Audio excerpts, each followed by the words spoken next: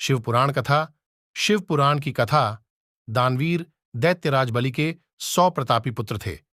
उनमें सबसे बड़ा बाणासुर था। बाणासुर ने भगवान शंकर की बड़ी कठिन तपस्या की। शंकर जी ने उसके तप से प्रसन्न होकर उसे सहस्त्र बाहु तथा अपार बल दे दिया। उसके सहस्त्र बाहु और अपार बल के भय से कोई भी उससे युद्ध नहीं करता था। इसी कारण से बाणासुर अति अहंकारी हो गया।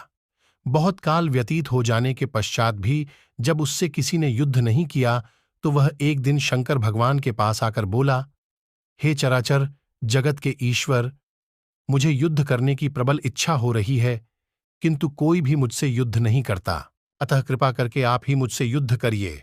उसकी अहंकारपूर्ण बात को सुनकर भगवान शंकर को क्रोध आया, किंतु बाणासुर उनका परम भक्त था, इसलिए अपने क्रोध का शमन कर उन्होंने कहा, रे मूर्ख, तुझसे युद्ध करके तेरे अहंकार को चूर चूर करने वाला उत्पन्न हो चुका है।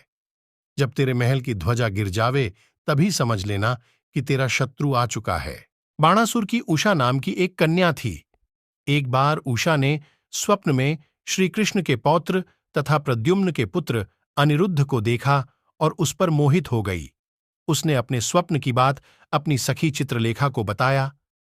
चित्रलेखा ने अपने योग बल से पहले प्रद्युम्न का चित्र बनाया और उषा को दिखाकर पूछा कि क्या इसी को तुमने स्वप्न में देखा था? तब उषा बोली कि इसकी सूरत तो उससे मिलती है, किंतु ये वो नहीं है। तब चित्रलेखा ने श्री कृष्ण का चित्र बनाया। अनिरुद्ध श्री कृष्ण का प्रतिरूप ही था। श्री कृष्ण की तस्वीर देखकर उषा ने कहा, हां, ये वही है, किंतु पता नहीं क्यों इसे देखकर मेरे मन में पितृतुल्य भाव आ रहे हैं। ये सुनकर चित्रलेखा समझ गई कि उषा ने स्वप्न में अनिरुद्ध को देखा है। तब उसने अनिरुद्ध का चित्र बनाया और उषा को दिखाया। उसे देखते ही उषा ने लज्जा से अपना सर झुका लिया और कहा, हां, इसी को मैंने स्वप्न में देखा था। मैं इससे प्रेम करने लगी हूं और अब मैं इनके बिना नहीं रह सकती। अपनी सखी को कामवेग से ग्रसित देख चित्रलेखा द्वारका पहुंची और सोते हुए अनिरुद्ध को पलंग सहित उषा के महल में पहुंचा दिया। नींद खुलने पर अनिरुद्ध ने स्वयं को एक नए स्थान पर पाया और देखा कि उसके पास एक अनिंद्य सुंदरी बैठी हुई है। अनिरुद्ध के पूछने पर उषा ने बताया कि वह बाणासुर की पुत्री है और अनिरुद्ध को पति रूप में पाने की कामना रखती है। अनिरुद्ध भी उषा पर मोहित हो गए और वहीं उसके साथ महल में ही रहने लगे। कुछ समय पश्चात प्रहरियों को संदेह हो गया कि उषा के महल में अवश्य कोई बाहरी मनुष्य आ पहुंचा है। उन्होंने जाकर बाणासुर से अपने संदेह के विषय में बताया। उसी समय बाणासुर ने अपने महल की ध्वजा को गिरी हुई देखा। उसे निश्चय हो गया कि कोई मेरा शत्रु ही उषा के महल में प्रवेश कर गया है। वह अस्त्र शस्त्र से सुसज्जित होकर उषा के महल में पहुंचा।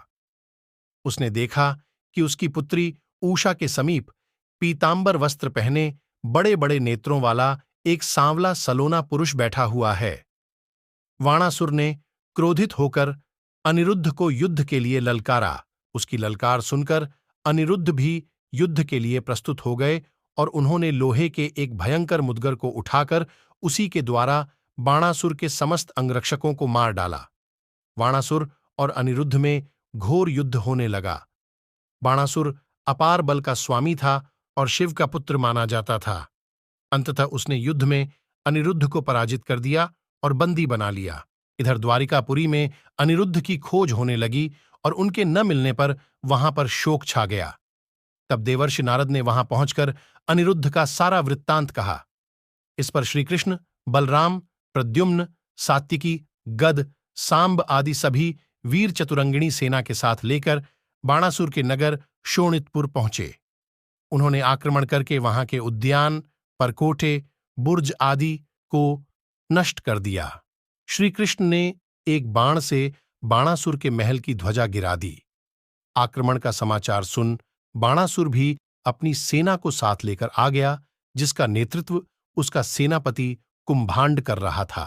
श्री बलराम जी कुंभांड तथा कूपकर्ण राक्षसों से जा भिड़े। प्रद्युम्न एक साथ कई योद्धाओं से भिड़ डट गए और श्रीकृष्ण बाणासुर के सामने आ डटे। घनघोर संग्राम होने लगा। चहु और बाणों की बौछार हो रही थी। बलराम ने कुंभांड और कूपकर्ण को मार डाला। बाणासुर ने जब अपने महल की ध्वजा को कटा देखा तो उसे महादेव के कथन का ध्यान हो आया। उसने अपनी पूरी शक्ति से श्री कृष्ण पर हमला किया। दोनों महान वीर थे और भिन्न भिन्न दिव्यास्त्रों से एक दूसरे पर प्रहार कर रहे थे। बाणासुर से तो स्वयं रावण जैसा महारथी भी बचकर रहता था। उस पर भी बाणासुर के बल की एक सीमा थी, किंतु श्री कृष्ण के बल की क्या सीमा। जल्द ही बाणासुर को यह पता चल गया कि वो वासुदेव को परास्त नहीं कर सकता। उधर कृष्ण लगातार बाणासुर के योद्धाओं का अंत कर रहे थे। अब बाणासुर को लगा कि अगर युद्ध ऐसे ही चलता रहा तो उसका विनाश निश्चित है। तब उसे अपने आराध्य भगवान शंकर की याद आई, जिन्होंने उसे वरदान दिया था कि वे उसकी हर आपदा से रक्षा करेंगे। तब बाणासुर ने महादेव का स्मरण किया। बाणासुर की पुकार सुनकर भगवान शिव ने कार्तिकेय के नेतृत्व में नंदी, भृंगी सहित अन्य शिवगणों को बाणासुर की सहायता के लिए भेज दिया। कार्तिकेय के नेतृत्व में शिवगणों ने श्रीकृष्ण की सेना पर चारों ओर से आक्रमण कर दिया।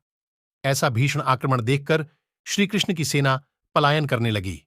अपनी सेना का मनोबल टूटता देखकर श्रीकृष्ण ने महादेव द्वारा प्रदान किया गया सुदर्शन चक्र का आह्वान किया। 1000 आरों वाला वो महान दिव्यास्त्र भयंकर प्रलयाग्नि निकलता हुआ शिवगणों को तप्त करने लगा। श्रीकृष्ण के समक्ष शिवगण टिक नहीं पाए, किंतु शिवपुत्र कार्तिकेय इससे प्रभावित ना होकर युद्ध करते रहे। तब श्रीकृष्ण के साथ बलराम ने भी अपने दिव्य हल से कार्तिकेय पर धावा बोला। सुदर्शन और हल से कार्तिकेय का अहित और शिवगणों की प्राणहानि तो नहीं हुई, किंतु उसके समक्ष ही बाणासुर की सेना का नाश होता रहा। कृष्ण ने अपने धनुष श्रांग से अनेकानेक महारथियों का वध कर दिया। अब कार्तिकेय को लगा कि वो इस प्रकार बाणासुर को नहीं बचा पाएंगे, इसीलिए उन्होंने शिवगणों के साथ अपने पिता का आह्वान किया। अपने पुत्र और शिवगणों की पुकार सुनकर और अपने भक्त की रक्षा हेतु अब स्वयं भगवान महारुद्र रणभूमि में आए। भगवान शंकर को वहां आया देखकर श्रीकृष्ण ने बलराम सहित अपने शस्त्रों को त्याग कर उन्हें प्रणाम किया और उनकी अभ्यर्थना की। भगवान शंकर ने श्रीकृष्ण को आशीर्वाद दिया और मधुर स्वर में कहा, हे वासुदेव, आप जिस बाणासुर का वध करने को उद्यत हैं, वो मेरा भक्त है और कार्तिकेय के समान ही मैंने मेरे पुत्र समान है। मैंने उसकी रक्षा का वचन उसे दिया है, इसीलिए आप उसके वध का विचार त्याग कर वापस चले जाएं। तब श्रीकृष्ण ने करबद्ध होकर कहा, हे महेश्वर, जिस प्रकार बाणासुर आपका भक्त है, उसी प्रकार मैं भी तो आपका भक्त ही हूं। मेरा बल और शक्ति आपके द्वारा ही प्रदत्त है। ये सुदर्शन, जो शत्रुओं का नाश कर रहा है, स्वयं आपके तीसरे नेत्र से उत्पन्न हुआ है। इसे आपने ही भगवान विष्णु को असुरों के नाश के लिए दिया था। मैं कौन हूं और ये चक्र मुझे कैसे प्राप्त हुआ, ये रहस्य तो आप भली भांति जानते हैं। अब युद्ध से पीछे हटकर मैं स्वयं आपका अपमान नहीं सकता हूं। जब श्रीकृष्ण किसी तरह भी पीछे हटने को तैयार नहीं हुए तो विवश होकर भगवान शिव ने अपना त्रिशूल उठाया। कार्तिकेय और शिवगणों सहित बाणासुर और श्रीकृष्ण की समस्त सेना और सभी देवताओं सहित परमपिता ब्रह्मा भी इस महान युद्ध को देखने के लिए रुक गए। महारुद्र के भीषण तेज से ही श्रीकृष्ण की सारी सेना भाग निकली। केवल श्रीकृष्ण ही उनके सामने टिके रहे। अब तो दोनों में भयंकर युद्ध होने लगा। बाणासुर ने जब देखा कि कृष्ण महादेव से लड़ी-डीडीएचने में व्यस्त हैं, तो उसने श्रीकृष्ण की बाकी सेना पर आक्रमण किया।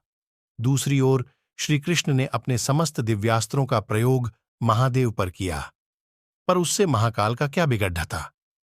उन दोनों के बीच का युद्ध इतना भयानक हो गया कि देवताओं को सृष्टि की चिंता होने लगी। श्रीकृष्ण ने भगवान विष्णु से प्राप्त अपना महान श्रांग धनुष धारण किया और महादेव ने अपना महान धनुष पिनाक उठाया। इससे दोनों में ठीक उसी प्रकार युद्ध होने लगा जैसे कालांतर में परमपिता ब्रह्मा की मध्यस्थता में भगवान शिव और भगवान विष्णु के बीच हुआ था। दोनों का युद्ध समय के साथ भीषण होता जा रहा था।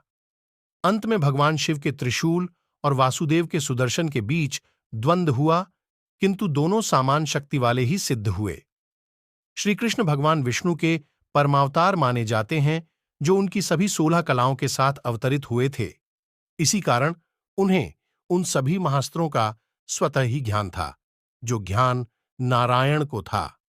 हरिवंश पुराण में यह वर्णन है कि उन्होंने युद्ध को समाप्त करने के लिए नारायण का सर्वाधिक शक्तिशाली अस्त्र विष्णुज्वर का संधान किया।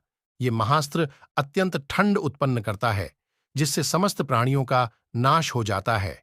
विष्णुज्वर भयानक नाद करता हुआ भगवान शिव की ओर बढ़ा। तब महादेव ने भी अपना एक महान अस्त्र शिवज्वर का संधान किया और उसे विष्णुज्वर के निवारण के लिए छोड़ धा। विष्णुज्वर के उलट शिवज्वर भयानक ताप उत्पन्न करता है, जिससे सृष्टि का नाश हो जाता है। इन दोनों महास्त्रों से अधिक शक्तिशाली त्रिलोक में कोई और दिव्यास्त्र नहीं था। दोनों महास्त्रों का ताप ऐसा था कि मनुष्य तो मनुष्य, स्वयं देवता भी मूर्छित हो गए। अब परमपिता ब्रह्मा ने देखा कि अब उनकी सृष्टि का नाश निश्चित है। उन्हें इस युद्ध को रोकने के लिए युद्ध क्षेत्र में आना पड़ा। उन्होंने दोनों के बीच मध्यस्थता करवाते हुए कहा, हे कृष्ण, हे महादेव, आप दोनों क्यों सृष्टि के नाश को तत्पर है? आपको भली भांति ज्ञात है कि अगर ये दोनों महास्त्र आपस में टकराए तो त्रिभुवन का नाश संभव है। जब सृष्टि ही नहीं रहेगी तो आप रक्षा किसकी करेंगे? हे महादेव, आपने ही बाणासुर को उसके अभिमान नष्ट होने का श्राप दिया था। श्री कृष्ण आपके ही श्राप के अनुमोदन के लिए बाणासुर से युद्ध कर रहे हैं। अतः आप अपना क्रोध शांत करें और इस युद्ध का अंत करें। परमपिता को इस प्रकार बोलते देख श्री कृष्ण ने भी महादेव से करबद्ध हो कहा, हे महाकाल, आपने स्वयं ही बाणासुर को कहा था कि उसे मैं परास्त करूंगा, किंतु आपके रहते तो यह संभव नहीं है।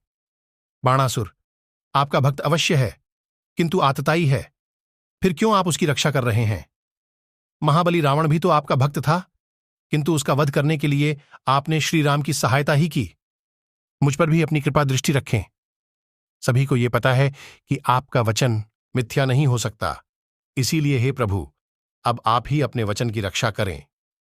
श्री कृष्ण की ये बात सुनकर महादेव उन्हें आशीर्वाद देकर युद्ध क्षेत्र से हट गए। महादेव के जाने के बाद श्री कृष्ण पुनः बाणासुर पर टूट पड़े है। बाणासुर भी अति क्रोध में आकर उन पर टूट पड़ा और अपनी 1000 भुजाओं में विभिन्न प्रकार के अस्त्र लेकर आज्ञा मानते हुए बाणासुर ने न केवल अनिरुद्ध को मुक्त किया, बल्कि अपनी पुत्री उषा का विवाह भी उससे कर दिया। फिर कुछ काल तक वही सुखपूर्वक रहने के पश्चात श्री कृष्ण अनिरुद्ध और उषा के साथ द्वारिका लौट गए। चैनल को लाइक करें, शेयर करें और सब्सक्राइब करना ना भूलें और घंटी का बटन भी जरूर दबाएं।